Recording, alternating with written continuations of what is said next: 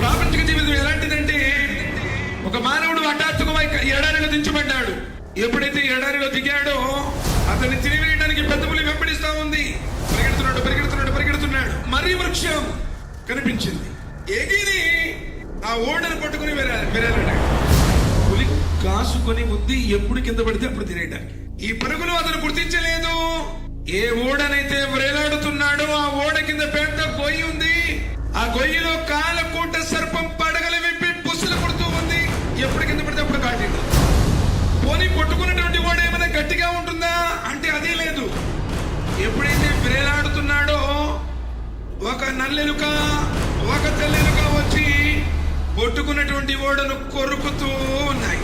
ఇలాంటి సందర్భం అండి. అల్లాహు పెద్ద పులి తినేయడానికి సిద్ధంగా కూర్చుని ఉంది. పాము పడగలు విప్పి పొసుకొడతా ఉంది, కాటేయడానికి సిద్ధంగా. నల్లెలుక తెల్లెలుక కొరుకుతూ ఉన్నాయి. అంతలోనే తలపైకెత్తి చూస్తున్నాడు. చెట్టు యొక్క చిటారు కొమ్మన తేనె తెట్టు ఉంది. తేనె తెట్టె నుండి తేనె బిందువులు ఒక్కొక్కటి వచ్చి నోట్లో పడతా ఉన్నాయి. ఆ తేనె బిందువుల యొక్క ఆ మకరందం యొక్క రుచిని ఆస్వాదించడంలో నన్ను వెంటబడేటువంటి పెద్ద పులి ఉంది అన్న సంగతి మర్చిపోయాడు. కింద గొయ్యి ఉంది, అందులో కాలకోట విషం మెరిసిపోయేటువంటి పాము ఉంది, కాటేస్తుందన్న సంగతి మర్చిపోయాడు. నేను పట్టుకున్నటువంటి ఓడను ఒక నెలలుగా తెల్లలుగా కొరుకుతున్నాయి, తెగిపోతుంది అన్న సంగతి మర్చిపోయాడు. తేనె బిందువుల రుచిని చూస్తున్నాడు. అబ్బా ఏముందబ్బా తేనె, ఎంత మధురంగా ఉంది అని ఆలోచిస్తున్నాడు. ఇమాములు కయ్యం అంటున్నారు, ఎడారిలోనికి దిగడం అంటే మానవుడు ఈ ప్రపంచంలో తల్లి గర్భం నుండి పుట్టడం. మరి పెద్ద పులేమిటి? పుట్టినవాడు మరణించక తప్పదు కాబట్టి అతడి మరణం.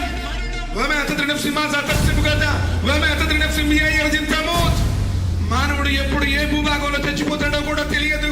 మరణం కూడా వస్తూ ఉంది. మరి ఓడేమిటయ్యా? మనిషి యొక్క ఆయుష్. మరి నల్లుక తెల్లుక ఏమిటయ్యా? రాత్రి పగలు.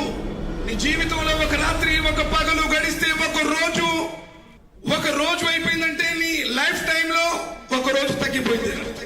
మరి కింద గొయ్యేమిటయ్యా? నీ సమాధి. మరి పైన తేనె చెట్టు ఏమిటయ్యా? భార్య పిల్లల సుఖవంతమైన జీవితం. అంటే భార్య పిల్లల సుఖవంతమైన జీవితాన్ని అనుభవించడంలో నేను పుట్టాను, ఒక రోజు చచ్చిపోతానన్న సంగతి మర్చిపోయాడు. ఏదో ఒక రోజు నా ఆయుష్ ముగుస్తుందన్న విషయాన్ని మర్చిపోయాడు. నన్ను తీసుకువెళ్లి సమాధిలో పూడ్చిపెడతారన్న సంగతిని మర్చిపోయాడు.